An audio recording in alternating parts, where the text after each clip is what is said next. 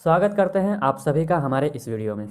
इस वीडियो में हम बताने वाले हैं कि पंचायत के महिला प्रतिनिधि से संबंधित पंचायती राज विभाग ने क्या नए गाइडलाइंस जारी किया है। साथ ही इस वीडियो में ही हम बताने वाले हैं कि पंचायती राज संस्थाओं में महिलाओं की कितनी भागीदारी है और महिलाओं की भागीदारी कैसे तय होती है।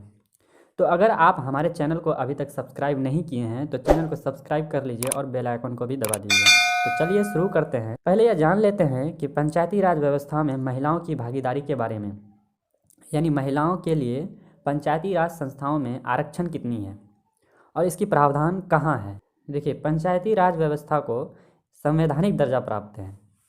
भारतीय संविधान के 73वें संविधान संशोधन अधिनियम 1993 के तहत पंचायत के विभिन्न स्तरों पर पंचायत सदस्य और उनके प्रमुख दोनों पर महिलाओं के लिए 1/3 स्थानों के आरक्षण का प्रावधान किया गया है। इस संशोधन के माध्यम से संविधान में एक नया खंड 9 और उसके अंतर्गत 16 अनुच्छेद जोड़े गए। अनुच्छेद 243 के अंतर्गत महिलाओं की सदस्यता और अनुच्छेद 243 में ही उनके पदों पर आरक्षण का प्रावधान है। और अनुच्छेद 243 में ही यह उपबंध है कि सभी स्तर की पंचायत में रहने वाली अनुसूचित जाति और अनुसूचित जनजातियों के लिए आरक्षण होगा।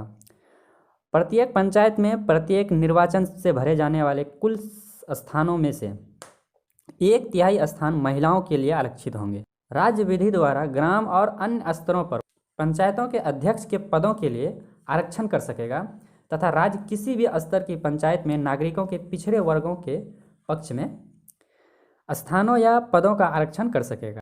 वर्तमान में बिहार, हिमाचल प्रदेश, उत्तराखंड, राजस्थान और केरल के पंचायतों में महिलाओं की भागीदारी को बढ़ाकर 50% कर दिया गया। अब बात कर लेते हैं कि पंचायती राज विभाग द्वारा जारी किया गया गाइडलाइंस के बारे में। ये गाइडलाइंस बिहार सरकार द्वारा जारी किया गया है। आदेश में क्लियर किया गया है कि इस आदेश के बाद अब पंचायती राज संस्थाओं और ग्राम कचहरी की बैठकों में निर्वाचित जनप्रतिनिधियों के अलावा किसी के भी शामिल होने पर रोक लगा दी गई है। अभी हम आपको बताए थे महिलाओं के लिए पंचायतों में सीटें आरक्षित की गई है, यानी जितनी सीटें हैं उसके 1/3 सीटें महिलाओं के लिए रिजर्व रहता है। तो जितनी सीटें रिजर्व होता है महिलाओं के लिए, उन सीटों पर निश्चित रूप से महिला जनप्रतिनिधि चुनकर आते हैं। तो आमतौर पर यह देखा जाता है कि जो भी महिला जीत कर आती हैं वो तो मुखिया कहलाती ही हैं, या जिस पद पर भी जीती हो वो कहलाती हैं, लेकिन साथ ही उस महिला के पति भी मुखिया जी कहलाने लगते हैं और कामकाज में भी पति ही ज़्यादा सक्रिय रहते हैं। कोई मीटिंग इत्यादि हो तो उसमें भी महिला प्रतिनिधि के पति ही सक्रिय रहते हैं, या महिला प्रतिनिधि अपनी जगह अपने पति या फिर किसी अन्य को अपना प्रतिनिधि मनोनीत करके बैठकों में भेज देती थी, जिससे बैठकों में सही जानकारी नहीं मिल पाती थी। तो आदेश जारी करने का मकसद माना जा रहा है कि सरकार अब महिलाओं के द्वारा पति या किसी अन्य को अपने प्रतिनिधि मनोनीत करने पर रोक लगाने के लिए यह आदेश जारी किया गया है।